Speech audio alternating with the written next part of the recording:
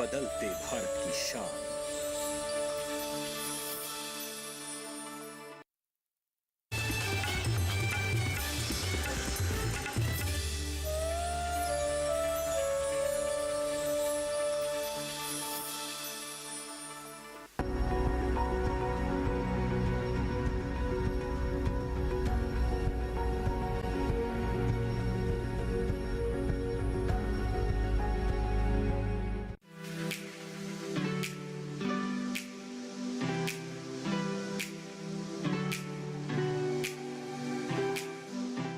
तमिलनाडु यानी उत्सव का प्रदेश। तमिलनाडु हमारे देश के सबसे पुराने राज्यों में से एक है। यहाँ कई प्राचीन सभ्यताओं का भी विकास हुआ है। तमिलनाडु अपने उत्सव, त्योहार, संस्कृति, मंदिर और इसके अलावा कला के लिए प्रसिद्ध है। लेकिन अब तमिलनाडु की एक नई पहचान भी उभर कर सामने आ रही है और वो है यहाँ पर सीवीड यानी समुद्री शैवाल की खेती। समुद्री शैवाल समुद्र की जैव विविधता और यहाँ के जीव मंडल के लिए काफ़ी महत्वपूर्ण है और इसके अलावा यहाँ के किसानों और मछुआरों की आय में भी इसकी महत्वपूर्ण भूमिका देखी जा रही है और इसीलिए सरकार सीवीड की खेती को भी प्रोत्साहित कर रही है और ख़ास तौर पर तमिलनाडु के मंडपम को सीवीड के एक हब की तरह विकसित किया जा रहा है। नमस्कार, स्वागत है आपका कृषि विशेष में। आज हम बात करेंगे समुद्र के इसी खजाने यानी समुद्री शैवाल सीवीड की।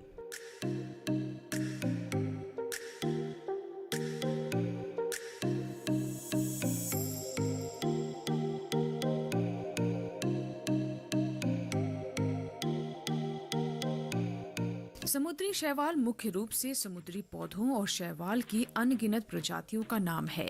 इस तरह से शैवाल समुद्र के साथ साथ नदियों, झीलों और दूसरे जल निकायों में उगते हैं। ये भोजन, ऊर्जा, रसायन और दवाओं का नया माध्यम है। माध्यम भी ऐसा जिनमें कई तरह के पोषक, औद्योगिक और कृषि संबंधी गुण पाए जाते हैं। साथ ही इन्हें 21वीं शताब्दी का औषधीय भोजन भी कहा गया है। ऐसे ही जबरदस्त गुणों के चलते इन्हें अद्भुत पौधों की संज्ञा भी दी गई है। दुनिया भर में इस समय करीब 3.5 करोड़ टन समुद्री शैवाल का उत्पादन हो रहा है। अंतर्राष्ट्रीय बाजार में इसकी कीमत $16.5 अरब के आसपास है। जहां तक भारत का संबंध है तो यहाँ के समुद्रों में करीब 844 प्रजातियों का पता चल चुका है। इनमें से 434 प्रजातियां लाल शैवाल की, 216 हरे शैवाल की और 194 भूरे शैवाल की हैं। इन सभी का कुल वजन 58,715 टन आंका गया है, लेकिन ये मात्रा हमारी घरेलू जरूरतों को पूरा करने में नाकाफी है। भारत में समुद्री शैवाल के 46 उद्योग चल रहे हैं। कम सप्लाई की वजह से ये अपनी क्षमता के अनुसार उत्पादन नहीं कर पा रहे हैं। तमिलनाडु और गुजरात के तटों पर बड़ी मात्रा में आपको समुद्री शैवाल मिल जाएंगे। यहाँ के अलावा अंडमान निकोबार द्वीप समूह और लक्षद्वीप के इर्द गिर्द भी ये पाए जाते हैं। डीडी किसान की टीम समुद्र के अंदर आई है आप तक ये जानकारी पहुंचाने के लिए कि कैसे सीवीड यानी समुद्री शैवाल की कल्टीवेशन, खेती की जा रही है समुद्र के अंदर ही। जॉनसन जी हमारे साथ हैं जो कि सीनियर साइंटिस्ट हैं CMFRI में, और उनसे जानते हैं कि कैसे इसे और प्रोत्साहित किया जा रहा है, इसके किस तरह से लाभ हमारे मछुआरों भाइयों तक पहुँच रहे हैं। सर, क्या बताना चाहेंगे सीवीड्स के बारे में? वो सीवीड फार्मिंग है। It's being done in this place, Munaikadu. This is Park Bay region of Tamil Nadu. For last 20 years, this farming is taking place here. It's a very good diversified livelihood option for the fishers. They could earn around 10,000 to 12,000 per month. First of all, with thanks to the Ministry of Fisheries, Animal Husbandry, Dairy, Department of Fisheries for introducing Pradhan Mantri Matsya Sampada Yojana, wherein a fisherwoman gets 60% subsidy for a raft, including scheduled caste, scheduled tribe individuals also getting 60% subsidy. It's a very good scheme. Through that, farmers are benefited. Bharat में 22 लाख वर्ग kilometre विशिष्ट आर्थिक क्षेत्र है और महाद्वीपों में लगी 0.53 वर्ग किलोमीटर लंबी जल सीमा। इनमें समुद्री शैवाल उत्पादन और स्वदेशी सीवीड आधारित उद्योगों के लिए अपार संभावनाएं मौजूद हैं। ये उद्योग मूल्यवर्धक उत्पाद, पौष्टिक औषधि, जैविक ईंधन और जैविक प्लास्टिक का विकास कर सकते हैं। इसके अलावा समुद्री शैवाल फार्मिंग 1.5 करोड़ लोगों को वैकल्पिक रोजगार प्रदान करने की भी क्षमता रखता है। सीवीड की खेती यानी समुद्र में खेती अन्य फसलों से काफी भिन्न होती है। तो चलिए अब आपको बताते हैं कि कैसे की जाती है सीवीड की खेती। चलते हैं समुद्र के अंदर ही। समुद्री शैवालों को रंजकता के आधार पर 3 बड़े समूहों में बांटा गया है: भूरे, लाल और हरे। भूरे शैवाल 20 मीटर तक लंबे हो सकते हैं, जबकि लाल और हरे शैवालों का आकार कुछ सेंटीमीटर से लेकर 1 मीटर तक होता है। ज्यादातर समुद्री शैवाल प्राकृतिक रूप से उगाए पौधों से ही प्राप्त किया जाता है, लेकिन बढ़ती हुई जरूरतों के मद्देनजर इनकी खेती भी की जा रही है। खेती के कई तरीके हैं। उथले पानी के लिए ऑफ डाउन मोनोलाइन, प्रसारण, बैम्बू राफ्ट, नेट सिस्टम और ट्यूबर नेट है, जबकि गहरे पानी के लिए राट, मकड़ी वेब, फांसी टोकरी और फ्री स्विंग विधि उपयुक्त रहेगी। There are 3 methods of farming is followed in India. One is a bamboo raft method, which you are seeing here. The other is monoline method and tube net method. So when the sea is shallow, and this method is ideal. Bamboo raft method is very ideal. And monoline also we can do when there is less number of herbivorous species. When the sea is rough, we can go for tube net method of cultivation. Bamboo raft विधि में raft की लंबाई और चौड़ाई दोनों ही 12-12 foot होती है। इसमें रस्सियां बांधी होती हैं और रस्सियों में बंधा होता है शैवाल का बीज। गन्ने और आलू की तरह शैवाल का बीज भी खुद शैवाल ही होता है। एक राफ्ट में 60 किलो बीज बांधा जाता है। 45 दिनों में जब तक फसल तैयार होती है तो इसका आकार 4 से 5 गुना तक बढ़ जाता है और वजन हो जाता है 250 किलो। इसमें 60 किलो शैवाल अगली बुआई के लिए रोक लेते हैं और बाकी फसल बाजार में बेच दी जाती है। So the drying is 10%. So 190 kg if they dry, they get 19 kg.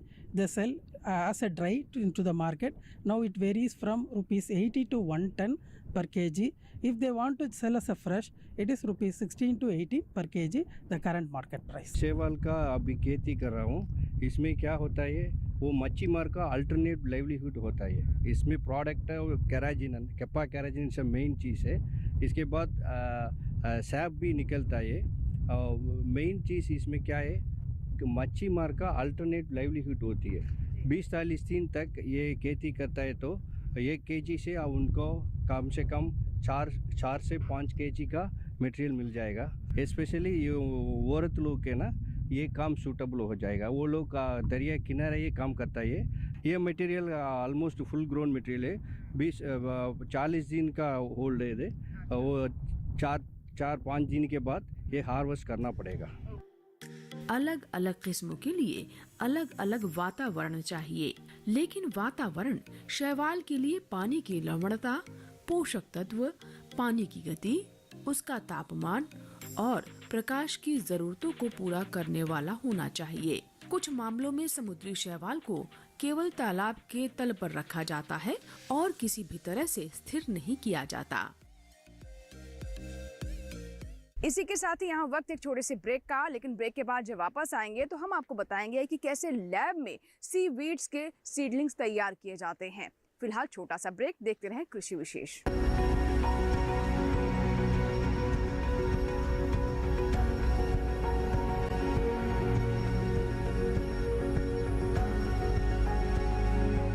DD किसान ने कर ली है तैयारी। यहाँ मिलेगी पशुपालन की हर एक जानकारी, घर आंगन से लेकर व्यवसायिक फार्म तक, मुर्गी पालन से लेकर रेगिस्तान के जहाज तक। बीमारियों से पशुपालक बिल्कुल ना हो परेशान। विशेषज्ञ करेंगे आपकी समस्या का समाधान। देखिए अपना पशु चिकित्सक हर रविवार शाम 6:30 बजे दूरदर्शन किसान पर।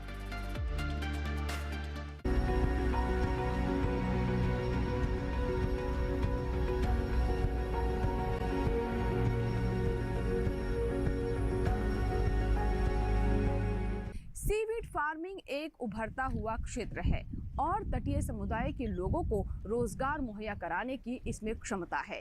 इसीलिए सरकार भी इसे प्रोत्साहित कर रही है और यहाँ एक सीवीड पार्क भी बनाया जा रहा है ताकि ज़्यादा से ज़्यादा लोगों को रोजगार मिल सके और सीवीड फार्मिंग सेक्टर और ऑर्गेनाइज हो सके। आइए जानते हैं कि कैसे यहाँ पर लोगों को इससे लाभ हो रहा है। ज्यादा से ज्यादा लोग समुद्री शैवाल से फायदा उठा सकें, इसके लिए बड़े पैमाने पर अनुसंधान चल रहा है। खास तौर से गुजरात के भावनगर में स्थित केंद्रीय नमक व समुद्री रसायन अनुसंधान संस्थान की इसमें बड़ी भूमिका है। संस्थान का एक केंद्र तमिलनाडु में भी है। यहाँ हमारी मुलाकात डॉक्टर वी रघुनारायण से हुई। डॉक्टर रघु इस केंद्र में प्रधान वैज्ञानिक के तौर पर काम कर रहे हैं। We are developing suitable technology for cultivating seaweeds, economically important seaweeds in large scale. So far we developed 7 seaweed cultivation technology for Geldilla acidosa, Capapegus salvaresi, Gracilaria edulis, Gracilaria deplis, Gracilaria vercosa, one among them. And by cultivating these, we can reduce natural resources depletion. कपाफिकस अल्वेरेजी समुद्री शैवाल की एक प्रजाति है। भारत के लिए ये बहुत ही खास किस्म है क्योंकि यहाँ इसे बहुत ही सफलतापूर्वक उगाया जा सकता है। यही वजह है कि देशों में इसकी बहुत बड़ी मांग है, लेकिन दूसरी और भी प्रजातियाँ हैं जो अच्छी कमाई का जरिया बन सकती हैं। We developed suitable cultivation technology for 3 important agrophytes, Geldilla acidosa, Gracilaria deplis, Gracilaria edulis and Gracilaria dura. One of the significant achievement, we developed a suitable technology for Gracilaria dura. This is directly giving agarose. 15 gram of agarose is more than 10,000 rupees. So it is used in Human Genome Project or gel DNA separation and all. We are developing suitable technology and as well as processing technology also. समुद्री शैवाल पौष्टिकता से भरपूर है। यही वजह है कि देश के कुपोषण को मिटाने में इसकी महत्वपूर्ण भूमिका हो सकती है। अवंतिका मजुमदार तमिलनाडु के केंद्र में प्रोजेक्ट एसोसिएट के तौर पर काम कर रही हैं। 2023 के अनुसार state of food and security nutrition के अनुसार जो पॉपुलेशन है 16.6%, उसका भारत का पॉपुलेशन अंडर नरिश्ड है। तो इसीलिए हम लोग आल्वा कल्टीवेशन करते हैं क्योंकि इसका जो मेन उपयोग है वो खाने की वजह से है। और आल्वा में specially protein, DHA, PUFA, essential vitamins and minerals होता है। इसीलिए अगर हम लोग ये नोवेल टेक्नोलॉजी को डेवलप कर ले तो जो मैल न्यूट्रिशन के जो रेट है वो हम लोग डिक्रीज़ कर सकते हैं और इरेडिकेट भी कर सकते हैं। 2 तरह के मेथड्स है कल्टीवेशन के लिए, एक है स्पोर बेस्ड मेथड और दूसरा है vegetative method. Spore based method में हम लोग स्पोर इंडक्शन मेथड को यूज़ करके वाइल्ड प्लांट से स्पोर रिलीज़ करते हैं और उसके बाद हम लोग खरा पानी में कल्चर करते हैं और उसमें एसेंशियल मैक्रोन्यूट्रिएंट्स और माइक्रोन्यूट्रिएंट्स डालते हैं। पर वेजिटेटिव मेथड में हम लोग सिर्फ वाइल्ड प्लांट कलेक्ट करने के बाद छोटा फ्रैगमेंट्स में चॉप करते हैं और उसको भी सलाइन वाटर में कल्चर करते हैं। It is Ulva species, a green algae which contain high proteins, minerals and vitamins and essential PUFA and THA. So all the essential things are available in this green algae. By spore, we can culturing this on mass scale, and you can see lakhs of seedlings we develop, and this is the one of the technology for culturing these algae. And in India, the first time we are culturing in the lab scale at commercial level. हालांकि भारत के पास विशाल समुद्री तट है जो शैवाल उत्पादन के लिए अनुकूल वातावरण प्रदान करते हैं, लेकिन वैश्विक बाजार में हमारी उपलब्धि बहुत कम है। हम सिर्फ 0.2% समुद्री शैवाल भेज पा रहे हैं और वैश्विक उत्पादन में हमारी हिस्सेदारी महज 2% है। समुद्री शैवाल यानी सीवीड समुद्र के वरदान के समान है। इसका इस्तेमाल कई सेक्टर्स में किया जा रहा है, मसलन ऊर्जा का क्षेत्र, औषधीय पौधे के रूप में भी इसे हम इस्तेमाल कर रहे हैं। साथ ही साथ कई तरह के ऐसे भी उत्पाद तैयार किए जा रहे हैं जिनकी अच्छी डिमांड भी देखी जा रही है। इसका कृषि में भी उपयोग काफ़ी लाभकारी साबित हो रहा है। तो आइए जानते हैं कि कैसे की जा रही है समुद्री शैवाल की प्रोसेसिंग और किस किस तरह के उत्पाद बनाए जा रहे हैं। CSMCRI is one of the few institutes which works on marine-based microalgal systems. Microalgae are primitive form of plants, or they are photosynthetic microorganisms. They simply uses sunlight as energy source, and carbon dioxide as a carbon source, and it uses like nitrogen, phosphate and potassium like any plant as a fertilizer, and it builds up its biomass through photosynthesis process. There are plenty of products we get out of this. To name a few, we all heard about spirulina, and we also have other marine cultures like chlorella, nanochloropsis, dunaliella and picochlorem. And to say few, we have a total of 10 to 15 marine microalgal cultures we have in our laboratory that specifically been targeted for nutraceutical applications, say carotenoids like beta carotene and lutein, and biofuels, and also animal feed supplements like in the case of protein. While we growing this microalgae, suppose when we produce 1 kg of this algae, we would be capturing roughly around 1.5 to 1.6 kg of CO2. So considering this mass balance, these are the potential candidates for capturing flue gas from coal-based thermal power plants.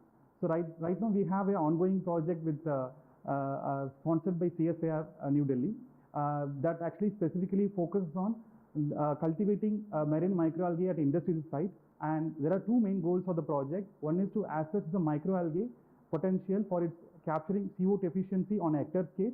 And second one is in flue gas typically it contains 15% CO2. So we want to assess the microalgae efficiency, what is the capturing efficiency, how much carbon it can capture. This is our pilot plant facility. Here we will demonstrate how seaweed liquid fertilizer as can be made.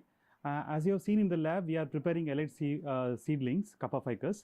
Once it is introduced into the open sea and after it has been grown for 45 days, so we harvest the fresh biomass and we directly bring into this pilot plant facility where two main equipments we will put it to get this seaweed liquid biofertilizer.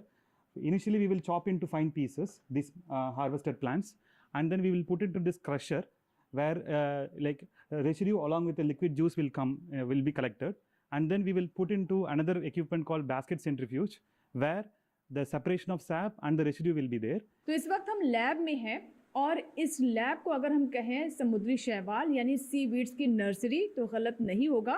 Doctor Satish जो कि कई वर्षों से शैवाल के seedlings तैयार करने में काम कर रहे हैं, आइए जानते हैं और कैसे इनके जो पौधे या फिर कहे इसके बीज तैयार किए जाते हैं, वो अपने आप में बहुत ही अनूठा तरीका है। यहाँ आप देख सकते हैं समुद्री शैवाल कपा फाइकस अल्वारेजी बोलता है।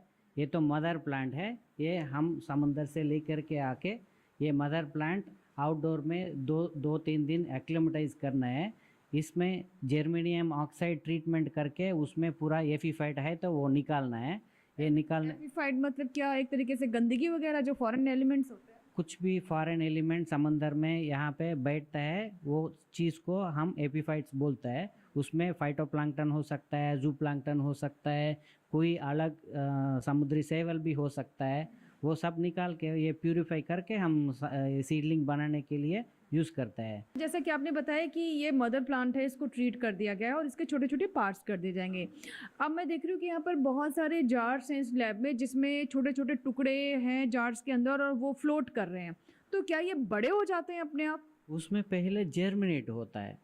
हम क्या करता है तो कोई सीडलिंग जर्मिनेशन हो रहा है वो ऑब्जर्व करके वो उसमें हम पानी चेंज करना पड़ेगा। 2-4-5 दिन के बाद पानी चेंज करना पड़ेगा। वो जर्मलिंग्स जो चीज़ जर्मिनेट नहीं हो रहा है वो निकाल के अलग से करना है। कोई थैलस ब्लीच हो रहा है सफ़ेद कलर में वो निकालना है क्योंकि वो तो डेड मटेरियल है। वो कोई चीज़ जर्मिनेट हो रहा है छोटा छोटा वो मटेरियल हम यहाँ से निकाल के आउटडोर में एक्लिमेटाइजेशन करना है। यहाँ के पूरा का पूरा कंट्रोल्ड एनवायरमेंटल कंडीशन मेंटेन करता है। यहाँ पे हमने सीडलिंग जो उत्पादन किया इंडोर में वो बाहर यहाँ से लेके यहाँ पे एक्लिमेटाइज करना है। यहाँ पे 20 दिन एक्लिमेटाइजेशन करना है। इसमें पूरा सेमी कंट्रोल्ड एनवायरमेंटल कंडीशन होता है। यहाँ ये जो सीडलिंग है और बड़ा ग्रो हो जाता है। ये सीडलिंग है हम यहाँ पे आउटडोर टैंक में डालना है, अगला पोटर इसमें डालना है। डालने के बाद हम एरेशन ऑन करके 20 दिन मेंटेन करना है और 5-6 दिन को पानी चेंज करना पड़ेगा। इसमें हमने कोई न्यूट्रिएंट वगैरह ऐड नहीं किया। पेंसी कल्टीवेशन में 1x1 मीटर राफ्ट और 2x2 मीटर राफ्ट में बैम्बू राफ्ट में ट्रांसफ़र करके समुंदर में कल्टीवेशन करना है। उसके बाद हम किसानों को या फिर जो फिशरमैन है जो इसकी कल्टीवेशन करते हैं उन्हें प्रोवाइड कर देते हैं और वो राफ्ट में लगा देते हैं। हाँ, वो राफ्ट में लगाता है। तो देखिए ये पूरा प्रोसेस है कि किस तरीके से सीडलिंग्स तैयार की जाती हैं शैवाल की, यानी एक तरीके से नर्सरी जो है इसकी लैब ही है और वहाँ से कैसे समुद्र तक पहुंचती है ये पूरा सफ़र आपने देखा। इसी के साथ ही कृषि विशेष में यहाँ वक्त एक छोटे से ब्रेक का। आज हम बात कर रहे हैं समुद्र के खजाने समुद्री शैवाल यानी सीवीड की। कहीं मत जाइएगा, कुछ और जानकारी आप तक पहुँचाएंगे इस छोटे से ब्रेक के बाद।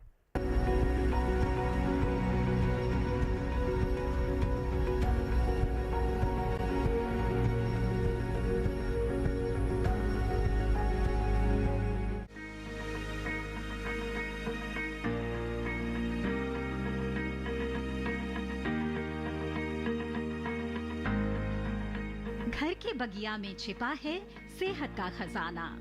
टेरेस गार्डनिंग से बनेगा घर ब्यूटीफुल और हेल्दी। क्यों ना गार्डन में उगाएं अपने फल फूल और सब्जियां, जिससे सेहत भी बने और छत की बगिया भी खिली खिली रहे। देखिए छत पर बागवानी, शनिवार सुबह 9 बजे सिर्फ दूरदर्शन किसान पर।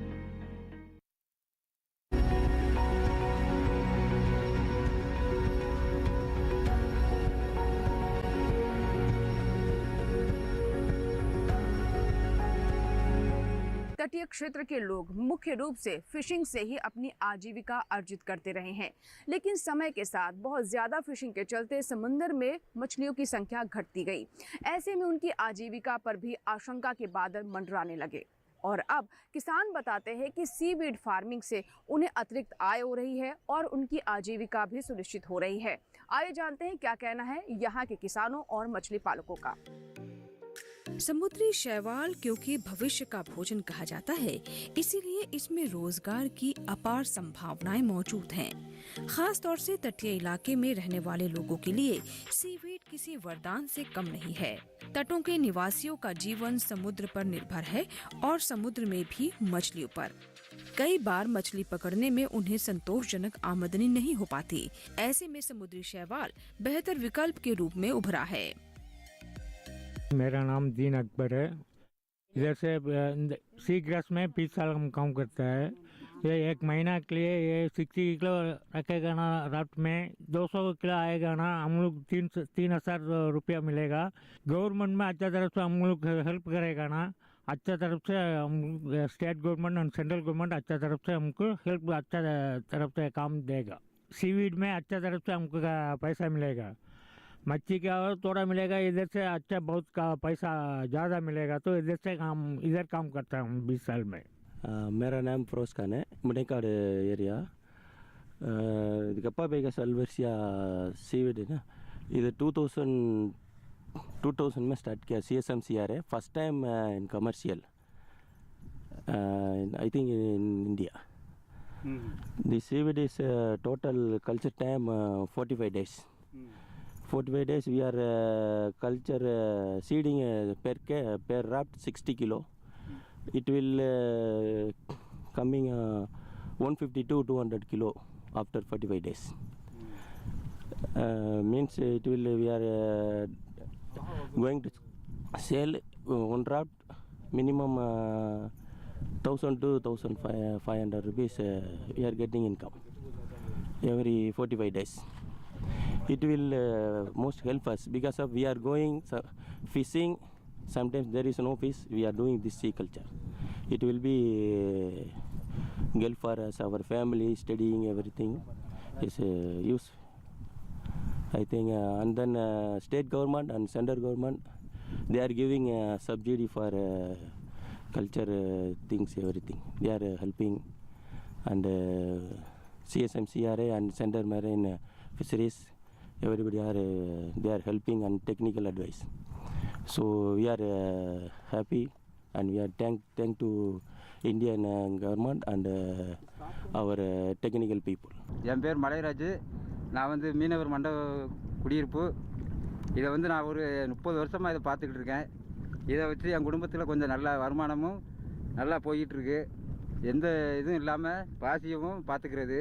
வேறு மீனுக்கு போயிட்டு வந்து இந்த வருமானத்தை பார்த்துக்கிறது.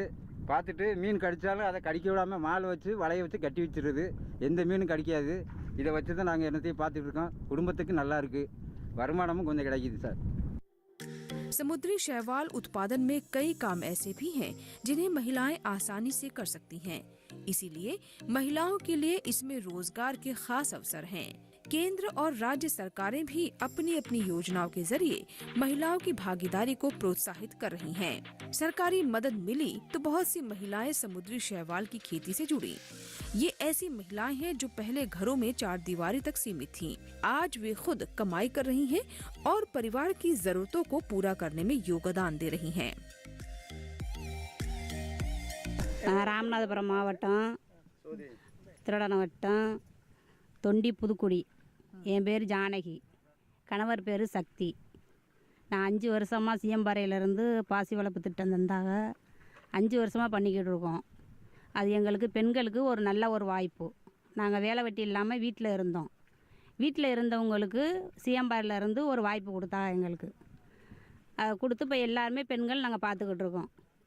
இப்போ கடலில் வருமானம் வராமல் இருந்தால் கூட எங்களுக்கு கடல் வருமானம் இந்த வருமானமாக எங்களுக்கு பாசி வருமானமாக இருக்குது. இதனால எங்களுக்கு ரொம்ப ஆதாயம்தான். இப்போ வரையும் இந்த வருஷத்து வரையும் நல்லா விளைச்சல் தான். இப்போ அறுவடை பண்ணிக்கிட்டு தான் இருக்கோம். நல்லா விளைஞ்சிருக்கு. இதே மாதிரி எங்களுக்கு செஞ்சு தந்தவங்களுக்கு நன்றி. நான் வந்து ராமநாதபுரம் மாவட்டத்திலேருந்து பேசுகிறேன், தொண்டி புதுக்குடி. என் பேர் ஜோதிப்பிரியா, எங்கள் வீட்டுக்கார பேர் பாலகிருஷ்ணன். நாங்கள் இந்த பாசிக்கு வந்து ரொம்ப இதிலேருந்து ரொம்ப நாங்கள் இதை அனுபவிச்சிருக்கோம். ஒரு லோன் கட்டுறதா இருந்தாலும் ஒரு கடனுக்கு கொடுக்குறதாலும் எங்கள் வீட்டுக்காரங்களை எதிர்பார்க்காம நாங்கள் கொடுத்துக்கிட்டு இருக்கோம். இதிலேருந்தே நாங்கள் வந்து நிறையா வந்து அனுபவிச்சிருக்கோம். ஒரு வருஷத்துக்குன்னு பார்த்தீங்கன்னா 1 லட்ச ரூபாய்க்கும் போடுவோம், 1.5 லட்ச ரூபாய்க்கும் போடுவோம், 50,000த்துக்கும் போடுவோம். இவ்வளோ தான்ங்கிறதுலேருந்து இதில் கணக்கு இல்லை எங்களுக்கு. இதிலேருந்து நாங்கள் வந்து ரொம்ப வந்து நாங்கள் வந்து ரொம்ப நாங்கள் வந்து இப்போ பெண்கள் வந்து எங்களுக்கு வந்து ரொம்ப வந்து பயன்படுது எங்களுக்கு. என்னையோட எனக்கு மட்டும் இல்லை, இன்னும் 4 பெண்களுக்கு வந்து இது கொடுத்தாங்கன்னா இன்னும் கொஞ்சம் உதவியாக இருக்கும். இன்னும் என்ன மாதிரி வந்து நிறைய பேர் வீட்டில் இருந்தாங்க. வீட்டில் இருந்தவங்களுக்கு வந்து இந்த இது பிசர்மேன்லேருந்து எங்களுக்கு கொடுத்தவங்களுக்கு வந்து ரொம்ப நன்றி. சும்மா வீட்டில் இருந்த எங்களுக்கு வந்து வீட்டில் இருக்கும்போது இந்த மாதிரி பிசர்மேன்லேருந்து வந்து இந்த கட்டுறீங்களாம்மா, என்னம்மா பண்ணுறீங்க, சிஎம்பார்லேருந்து எங்களுக்கு வந்து கேட்டாங்க. கேட்டதில் நாங்கள் கட்டுறோம் அப்படின்னு சொன்னதுலேருந்து ஒரு கடன் எடுத்து ஒரு லோன் கட்டுறதுக்கு, எங்கள் பிள்ளைகளுக்கு முடியாமல் போகிறதுக்கு இல்லை, எங்கள் வீட்டுக்காரவங்க செலவு வந்து ஒரு தனியாக சம்பாதிக்கிற ஒரு செலவாக இருந்துட்டாலும் நாங்கள் சம்பாதிக்கிற இது வந்து எங்களுக்கு ஒரு இதாக இருக்குது. ஒரு நகை எடுக்கிறோம், இதிலேருந்து என் பிள்ளைகளை படிக்க வைக்கிறோம், ஆஸ்பத்திரிக்கு கூப்பிட்டு போகிறோம், எல்லா செலவும் இதிலேருந்து நாங்கள் பார்த்துக்குறோம். இது கொடுத்ததுக்கு எங்கள் பிசர்மேன் ஆஃபீஸர்களுக்கெல்லாம் எல்லாத்துக்கும் நன்றி. तटीय इलाकों में रहने वाले लोगों का जीवन बड़ा अद्भुत होता है। उनकी जिंदगी पानी से शुरू होकर पानी पर ही खत्म हो जाती है।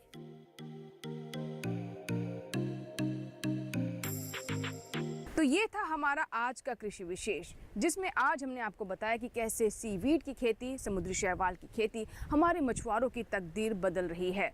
इसके अलावा इसके कई और भी लाभ हैं, जिसके बारे में आज आपने विस्तार से कार्यक्रम में जाना। फिलहाल इसी के साथ ही आज के कृषि विशेष में इतना ही। लेकिन आपको हमारा कार्यक्रम कैसा लगा, या फिर अगर आप चाहते हैं किसी विषय पर हम कृषि विशेष लेकर आएँ, तो आप हमें ईमेल कर सकते हैं, हमें पत्र भी लिख सकते हैं। हमारा ईमेल आईडी नोट कर लें। हमारा ईमेल आईडी है ddkrishivishesh@gmail.com। पत्र लिखने के लिए हमारा पता नोट कर लें। हमारा पता है कृषि विशेष, कमरा number 59A, CPC, Doordarshan, Khelgaon, नई दिल्ली 110049। कृषि विशेष आपका अपना कार्यक्रम है। आपके सुझाव हमें कार्यक्रम को और बेहतर करने में मदद करते हैं। फिलहाल यहाँ लेंगे आपसे इजाज़त। अगले अंक में एक नए विषय के साथ फिर होगी आपसे मुलाकात। तब तक आप बने रहें दूरदर्शन किसान के साथ। नमस्कार। கரை மேல் இருக்க வைத்தான், பெண்களை கண்ணீரில் குளிக்க வைத்தான், தரை மேல் பிறக்க வைத்தான், கட்டிய மனைவி தொட்டிலில் பிள்ளை உறவை தருபவர் அங்கே